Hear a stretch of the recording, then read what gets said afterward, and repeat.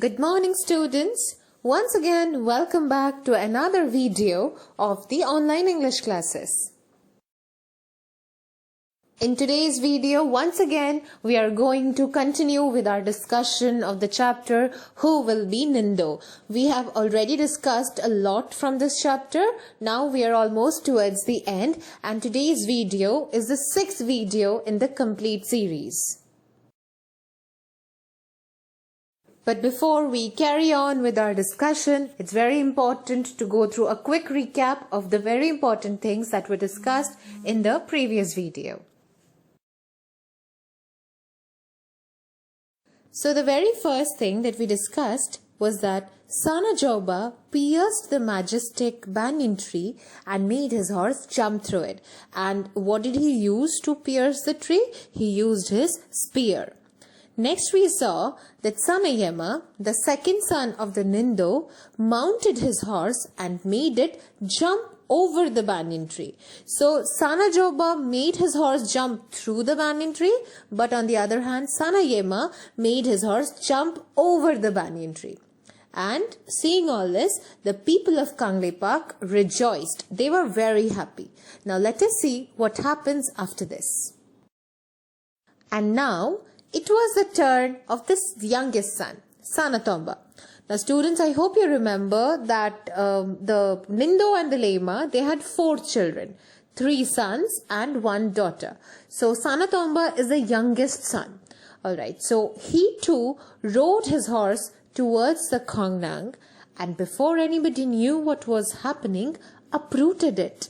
Alright, so now that we have seen already what Sanajoba and Sanayama did, now it was time for Sanatomba's performance.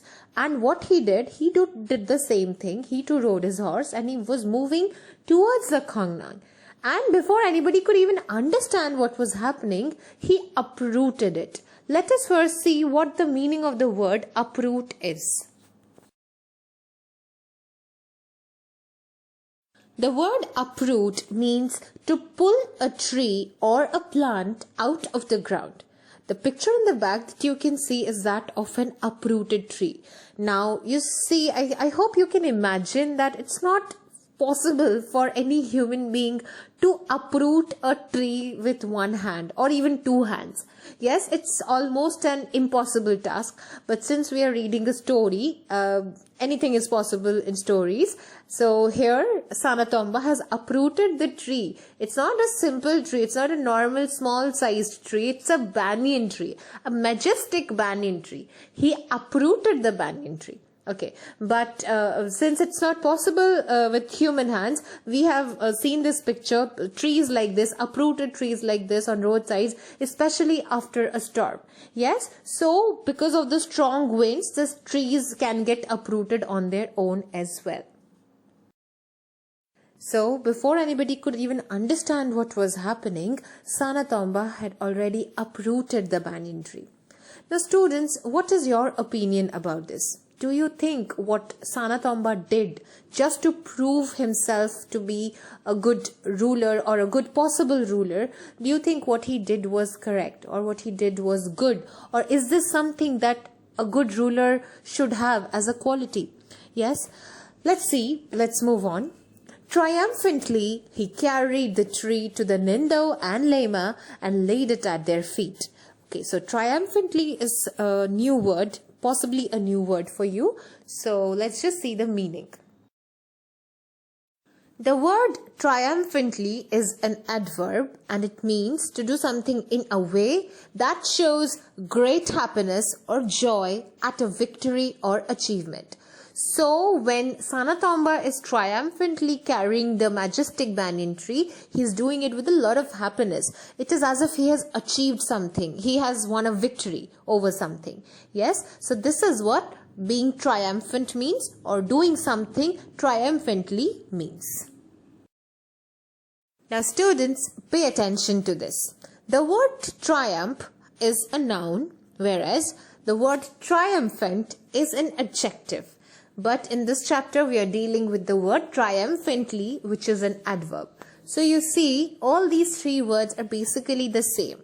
Yes, they have the same meaning, but they are used a bit differently. Let us see one example. This summer, the US women's gymnastics team were triumphant at the Olympics. It means that they got success or they were victorious at the Olympics. Alright? It wasn't until the last person completed that they knew they had a triumph. Again, the word triumph means victory. Okay, so it wasn't until the last person had performed the task that they knew that they had already got the victory or they had the triumph. And finally, they wore their gold medals triumphantly for days afterwards. So now that they have already achieved the victory, they have got the victory, so they were very happy, and they were holding, or they were wearing their gold medals triumphantly for many days afterwards. Okay, so you see, the word means the same, but it has to be used differently depending on the sentence. So once again, the word triumph is noun, triumphant is adjective, and triumphantly is an adverb. After Sana Tomba triumphantly carried the banyan tree in front of his parents, the Nindo and the Lema, he not just took it to them, he laid it at their feet. Okay, as if offering them something. Alright. Next, shouts of Thoro, Thoro, Fajay, Fajay filled the mountains. Now the people who were the spectators or were there in the audience, they were very happy on seeing all this. They were not just saying bravo, but they were also calling it a wonderful thing. Yes, I hope you already know that Thoro and Fajay are the Manipuri words for bravo and wonderful. Okay. Now the people grew restless. Alright, let us see what the word restless means. The word restless means unable to rest or relax as a result of anxiety or boredom. Now here, nobody is bored. They're all very excited. They're all very anxious to know the result. Who? The people of Kangleipak who were watching this whole contest. Okay, so they were getting restless, they were getting anxious, they were very, nervous about the outcome, about the result, what the Nindo and the Lema would declare, or who would be declared as the Tangi Nindo. So they were unable to rest. And, being restless is it's basically a mental activity. Okay, our mind is generally restless. So it's not a physical trait, it's more of a mental trait. The people grew restless. Why were the Nindo and the Lema taking so long to make the announcement? Now, the people of Kangleipak were simply not able to understand what was there what was there for taking such a long time in making the announcement. Now, what was this announcement going to be? It was the announcement of the Tangi Nindo, or the future ruler of Kangleipak. Now, all the three sons, they had done a wonderful job. Sana Joba, he pierced the tree and made his horse jump through it. Sana Yema outdid Sana Joba and he made his horse jump over the banyan tree. But Sana Tomba was the best among them. Why? Because he did not make his horse jump through or over anything. He simply uprooted the banyan tree and offered it to his parents. Now, this is the reason why the people were simply not able to understand. Like, Sana Tomba is undoubtedly the best among all. What is there to decide? Just announce his name. They craned their necks to see what was happening. Now, let us see what the word crane means. The word crane is a verb and it means to stretch out one's body or neck in order to see something. Here in this picture you can see that this man is craning his neck upwards. He's trying to look at something that is happening above his head. Okay, so he's craning his neck. In the similar way, the people of Kangleipak were also craning their necks to see what the royal couple were doing.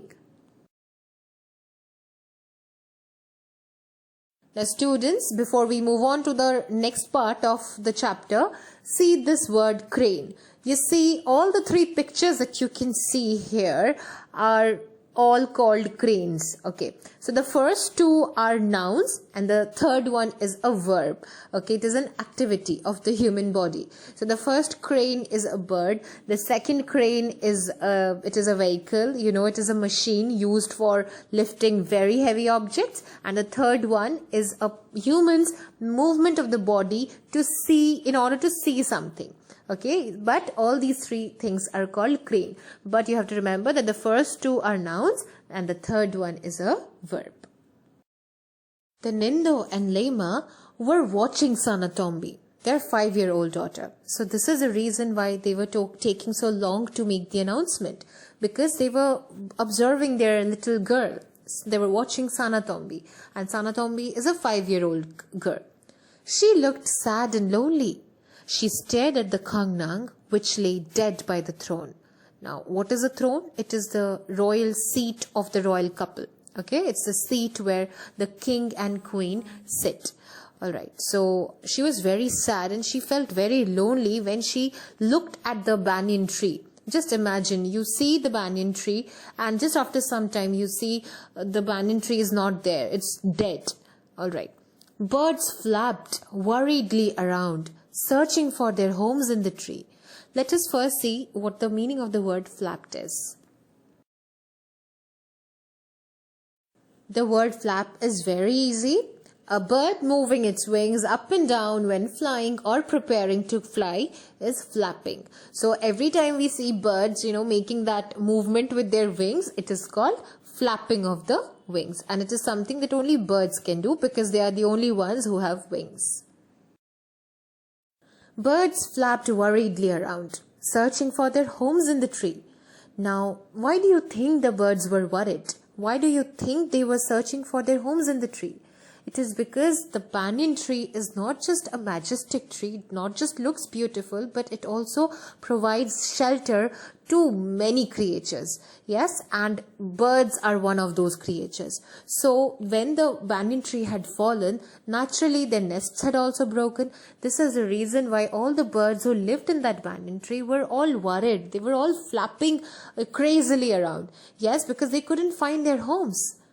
Sanatombi walked up to the Kangnang and whispered. I hope you already know what whispering means. It is talking in a very low voice. The Kangnang is dead. It was hurt by the spear and now it is dead. Alright students, so Sanatombi is a very soft child. Remember, we had already discussed about it. We're not talking about her physical softness, but she is a very soft human being. She is a very kind-hearted girl. So when everyone in the kingdom is rejoicing Sanatomba's action of uprooting the banyan tree, Sanatombi is not happy about it. She is simply not able to digest the fact that the tree is no more and that the beautiful, the majestic banyan tree has not just died, but the shelters of many other creatures has also been taken away. Today, let us discuss till here. We'll see what happens in the next part. Alright, now let us quickly summarize all the important points that we have just now discussed. In the very beginning, we discussed how Sanatomba, the youngest son of the Nindo, uprooted the banyan tree and laid it at his parents' feet. Everyone in the audience was filled with joy and excitement because of what Sanatomba had done. But the royal couple were still not announcing the name of the winner. Instead, they closely observed their daughter Sanatombi. The 5-year-old girl was sad because she could feel the Kangnang's pain. Now it's time for you to answer some very easy questions based on today's discussion. Question number 1 is, what did Sanatomba do with the Kangnang? Number 2, why did the people grow restless? Number 3, why were the birds flapping wings? And the final question is, what do you think is the reason behind Sanatombi's sadness? So these are all very easy questions. I hope you'll have no difficulty or you'll face no difficulty in answering these. With this, we come to the end of today's discussion. The rest part of the chapter Who Will Be Nindo will be discussed in the upcoming few videos. Until then, stay safe and goodbye.